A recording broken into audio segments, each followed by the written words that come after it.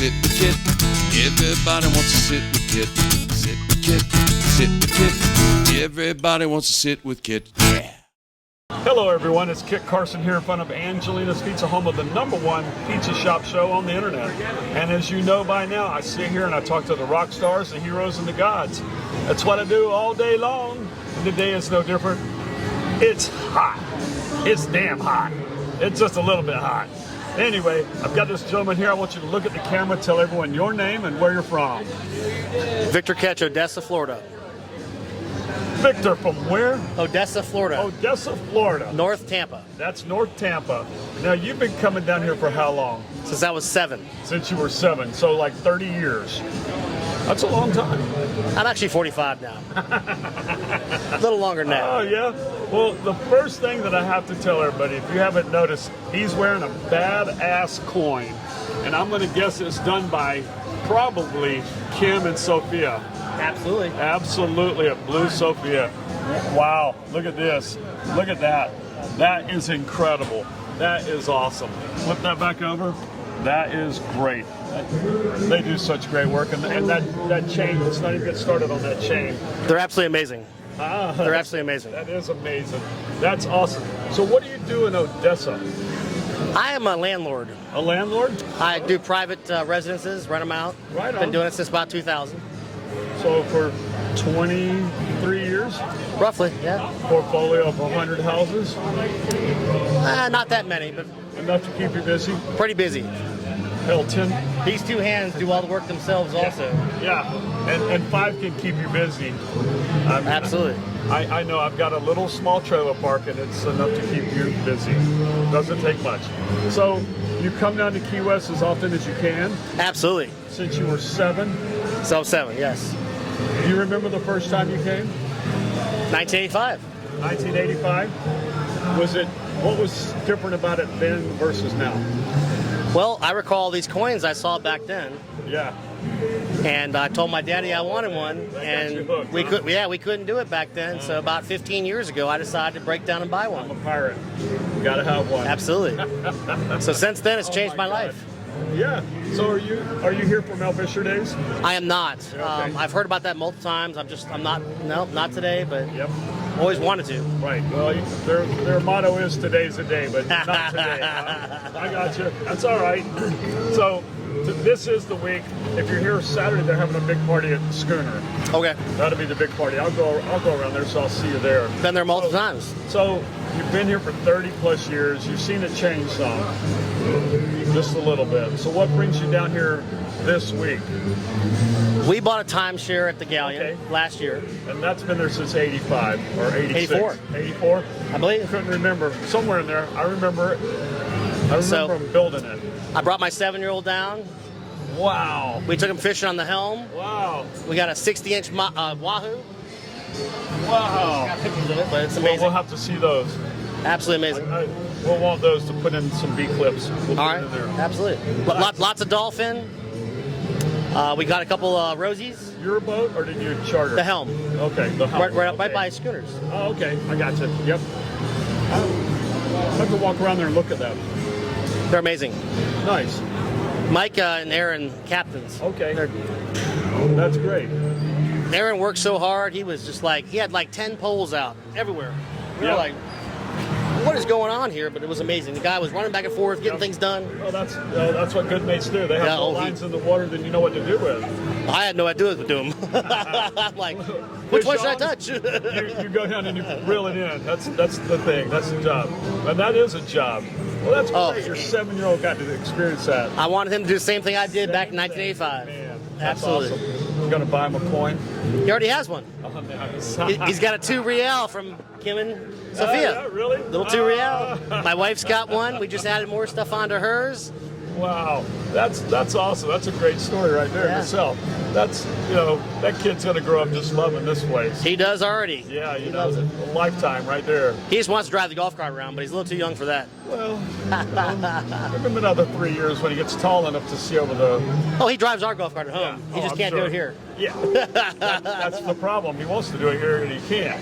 He drives foilers, jet skis, can park them on a dock. He's amazing. He can drive anything. 7. Well, Been doing it since he was 3. You got to start them young. I mean, all these race car drivers, they start at like 4 years old. Absolutely. Driving stuff it's crazy. But anyway. Hendrix Motorsports and all that stuff, they're amazing. All of them. You know, in front of my counter, I have a race car on there, and I vicariously follow racing through him, and he's my age, and he's racing against kids that don't have a driver's license yet. and a lot of these kids, one of the kids, his mom showed me a picture of his first race that he won when he was like 5 years old. Wow. He's laying in the back seat of the car asleep, hugging a trophy that's longer than he is tall. That's amazing. Like, these kids Isn't that great? Yeah, it's amazing. Wow. But I was so damn dirt poor. I was lucky to have a mule to pull a plow. You know I understand. And that was my entertainment. Riding a plow through a field. But, times change. I've been in Odessa my whole life. Yeah. It was all cornfields and orange trees. Now it's all kinds of restaurants, carrabas, bonefishes, things everywhere. I mean, it's just car washes, it was nothing. It's like there's no vacant land. There's not. It's getting pretty wild. I thought that when I first came to Key West, I'm like, there's not 1 inch of land to build anything else. But damn if they haven't found it. They figured it out. They just build them taller now. And here they can't go but so high. But they still find a place to put it. Yeah. It's like, wow. Yeah, exactly. Well, we'll just slide it in there anyway. That's good for them. I don't have that kind of foresight, I guess, or money. Well, neither. But the problem is things have gotten so ridiculous. It has. It has. Expensive. It's everything. And it's everywhere. You think. Oh, yeah. It's not just here or Tampa. It's the whole world. Yep. California's going crazy. Like those people over there. Yeah, you see what the average price of a home is, and you're like, well, what's the average income? It's not that. No. And you're in the rental business. I mean, you have to price it where people can afford it. They can afford it, but it also has to cover your mortgage. So yeah, the property taxes have gone up immensely. That is the biggest one right there. The insurance is even worse. Yeah. The insurance has gone up that's ridiculous. The worst one. I'm sorry, that is the worst. The property taxes is fair, but insurance has just gone nuts. I don't know how people are going to keep doing this, to be honest with you. I don't know either. It's a little beyond me. I don't know what state of Florida is going to have trouble with that in the next few years. I think a lot of people are going to lose their homes just from their insurance rates going up. Well, my 30-year mortgage I just paid off, and full disclosure, my mortgage portion was $900 a month, and my payment at the end was $3,300. Now, $900 went to the bank for my mortgage, but then $33 was my payment. It's like, well, my taxes is only a few $100s. What's the rest of that for? Insurance. Yep. It's like $2,000 worth of insurance. All these insurance companies are also leaving Florida now. They're not giving people things. They're canceling everybody. I have no insurance on any of my policies. Nope. Zero. None. Zero. Yeah. Citizens has gotten ridiculous. Well, that's about the only way you can do it is to have none and just be self-insured. And hope it doesn't all blow down in a hurricane. Right. Yeah. Well, I feel you. That's scary. Very scary, actually. That's where I am, too. I get it, and not to get off on that tangent, but I know exactly what you mean. It's something to consider. And it doesn't seem like we're getting any help, but oh well. Yeah, I didn't like that little last law that was changed. I felt it was more for the insurance companies than actually the homeowners. Is it ever for the homeowners, ultimately? It doesn't seem that way. It's got to. Doesn't seem that way. The dressing says it is, but once you take it off, there's no homeowner under there. A lot of my tenants have called me asking me why everything's so expensive, for rents and stuff like that. I said, well, the property taxes have gone ridiculous.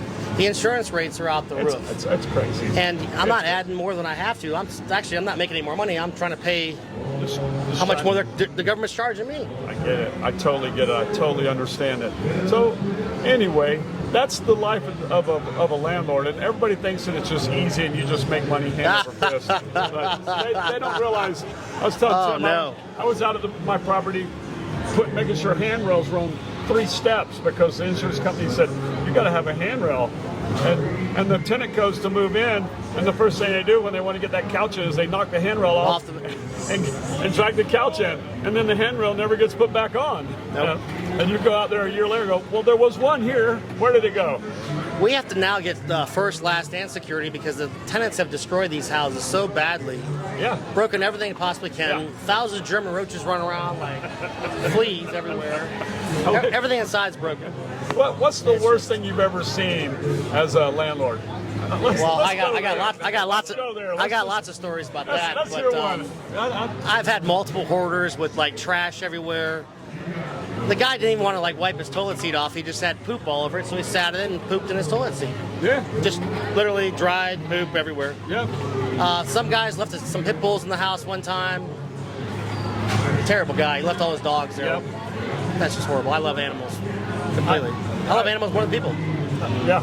I've had every one of those things happen as well. So the dogs crapped all in the house. Right. Stepped in it, and then had 4 foot of poop all over the walls around the whole house. Yeah. Because they were on the walls with their paws. Because he left them in there alone.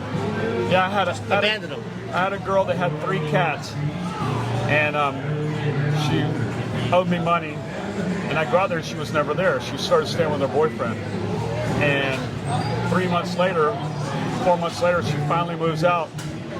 The cats had ruined it. I literally had to take the subfloor out. I had to go all the way down. It wasn't just the tile, it was the floor and then the subfloor. I'm like, okay, let's just get rid of all the floor. The cat urine infiltrates everything, and you can't get the smell out. Cannot get rid of it. It's like, it's horrible. And when I first bought my first trailer park, a guy told me, I said, Roy, what's the number one issue with being a landlord? And he stood there for a minute, southern boy from Tennessee, kind of lanky, and he looks down, he looks back at me and he goes, trash? And I go, trash? He goes, yeah. I go, well, I got a garbage guy. He goes, no, they're trash that they leave behind. Well, I'll tell you what. It's amazing. Yeah, and down here... You need like truckloads and dumpsters, and whatever they don't want, they just leave. It's like $2,000 or $3,000 to get rid of all their shit. Yeah, it's expensive. And people think, oh, well, you're a landlord, you're gouging people. No, people are just not respectful at all. They'll leave everything there. And then they'll take your air conditioner that you bought for them 3 months ago. Right. So they had air conditioner, they'll pull that out of the wall and run. Well, they might want to actually take the wiring out also, the copper. Yeah, they'll steal everything. It's amazing. I've had some bad things happen. I can tell you a lot of stories, but that would take many hours, guys. Yeah, I can sit here and tell you. We can talk about it all night long. It's just crazy. You know, quick one, then to see if you can match this one. Health department came out to my trailer park one time, and this lady, her name was Sonia, big tall bohemian girl from Eleuthera, about 6'1", and she called me up, and I could tell she was pissed off. I leave here, I go out to Stock Island. You have animals, barnyard animals living in your unit. And I go, Sonia, I don't know what you're talking about. Under the kitchen sink, they'd taken chicken wire and a big blanket and put over it. And when the table scraps, they'd just pull the chicken wire and feed a rooster and 3 hens. I wonder why. So they had fresh eggs every damn day. And got rid of their garbage and fresh eggs. I'm like, well, it's kind of ingenious, but I do get that it could be a health problem. But that's the things we deal with. No, I've had tenants call me and say, we got rats. Yeah. I'm like, why would you have rats? So I walk around the back of the house, right? There's 40 trash bags of their personal trash they've thrown behind the house instead of paying the garbage company to do it. And they wonder why they have rats. Well, you're throwing your garbage out the back door and leaving the door open. It's my fault. Yeah. It's my fault. It's amazing. There's nothing quite like being a landlord. I can tell you right now. That's why I'm great at 45. I'm only 47. I've heard like a billions excuses in my life also. Like billions. It's the best and the worst of humanity in a way. Well, sometimes it's hard to trust people anymore after you become a landlord because you get so many different types of people and different lies and. But then, hey, listen, I'll switch on you. I've had some tenants that have been with me 20 years, and they're the most gracious. They don't ever ask for anything. They're always perfect. They always do everything, and that makes it all worthwhile. I cleaned house last year, and now I've got some wonderful tenants. They take care of the properties. They're fixing stuff. They're adding on to it. I try to tell people, look, this can be a long-term home for you. If you want to make it nicer for yourself, if you want to do this, do that, just let me know and do it. Absolutely. Yeah, I had a lady with me 17 years, and I see her out waiting on the bus at the grocery store, and I said hi to her, and I said, how's everything? And I could tell there was a hesitation. And I'm like, well, what's going on? Is there something I can help you with? She goes, well, I didn't want to tell you, but she goes, my stove, the oven hasn't worked for years, and I'm down to one burner on my stove. And I said, well, why didn't you tell me? She goes, I didn't want you to raise the rent. And I said, you've been there 17 years. I haven't raised the rent yet. I'll get you a damn stove.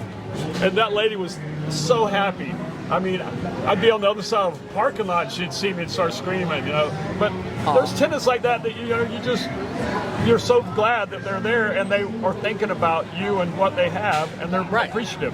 But so many of them aren't. And then some are like, you know, they just want to take advantage of the situation, or stay in the house for free, or make you a victim, and you offer them money. Please, look, I'll give you $1,000, just not that to evict you. I'll give you what the attorney's fees cost me. Right. Just, you know, be out in a couple days. Yep. They just want to stay there as long as they can, screw you around. Yep. And you have some tenants that say, hey man, I can't afford the rent. I apologize, I've got to leave tomorrow. Yep. And I say, absolutely, no problem. Thanks for telling me. Yeah. Not can I knock on the door and you ignore me and laugh at me. You know, that makes. I've had every. You name it. It's great. It's great. God, we could go on all night. Oh, we could. I got lots of stories. Man, I'm telling you what. Like my girl Sonia, going back to her one more time. She gave me hell one time about screens on windows. And I said, Sonia, these people don't want screens on the windows.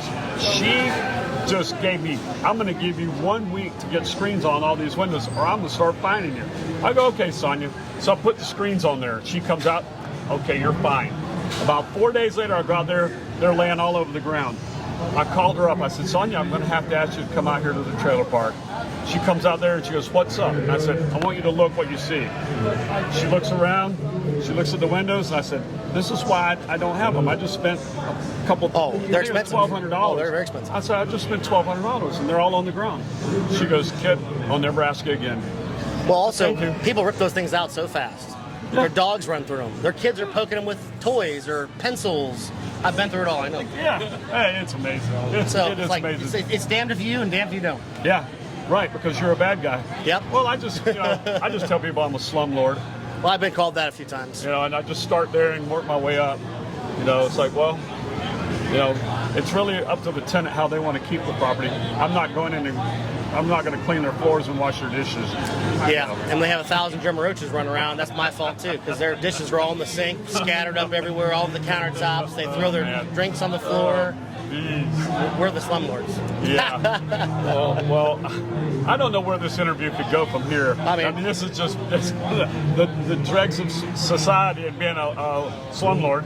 But it's really, you know, at the end of it all, we choose to do it because we want to give people a place to live.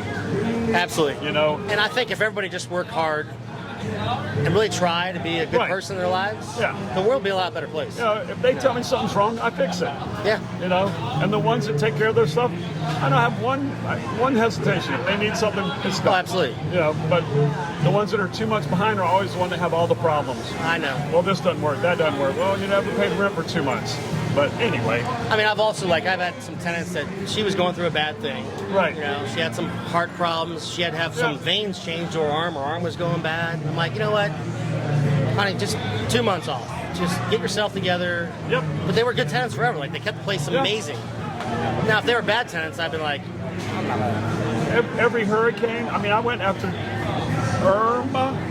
After Irma, I didn't collect a penny for a year. 12 months. At least. 12 months before I collected any money from anybody. You know, after COVID, kind of the same way. I mean, there were some people that are still working and some that you were in the service industry. I just taught them, I'm like, straight up, hey, when you get on your feet, we'll talk about it, absolutely. You know, I always try to get people like, hey, just give me $100 here.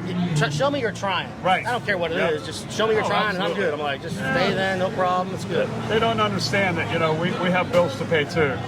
But anyway. Houses cost money. Are we ranting enough, Tim? Is that about enough? Because, I mean, we could call this ranting with the landlord. We absolutely could. I mean, when we get up, when we shut down, I'll tell you another story. You know. Anyway, this is always it's always a pleasure to sit here and talk to people, get everybody's opinion and their perspective on things. So I appreciate you sitting here. Well, I've been coming to his pizza joint for a very long time. Years. Very long time. Yeah. And It's the best pizza in the world. My friend came the other night, Oh, yeah? sat down, we had some sausage, pepperoni, and stuff, Yeah. and he ordered something else, but he took mine Oh, really? because he liked the sausage on your pizza. I'm Oh. like, Julian, Next time, order the sausage, dude. Well, I appreciate that. it really, no, this is the best pizza place I've ever had in my entire life. Thank you. It just, I come Thank here you. at night, it's amazing. It really is. And I will admit, sometimes the later the better it is. Sometimes. Yeah. Anyway, I just want to remind everyone to subscribe to Sit with Kit. We hope you enjoyed the episode. If you did, we would really like it when you like and share our videos, episodes, and questions and comments are always welcome. Ask us anything. We can tell you the answers. And before we go, I have one last question for this gentleman. Absolutely. If you were a pizza, what kind of pizza would you be? Huh. Huh? Well, Well, landlord, what you got? you put me on the spot on that one. I did. I told you, tough question. Sorry about that. Guess I'd just be a cheese pizza, nice and plain. Simple man. I appreciate your time. Absolutely, sir. Thank you so much. You've been a pleasure. Thank you. Thank you. Appreciate it. Tim, that's it. Bye, guys. That's it. Sit with Kit.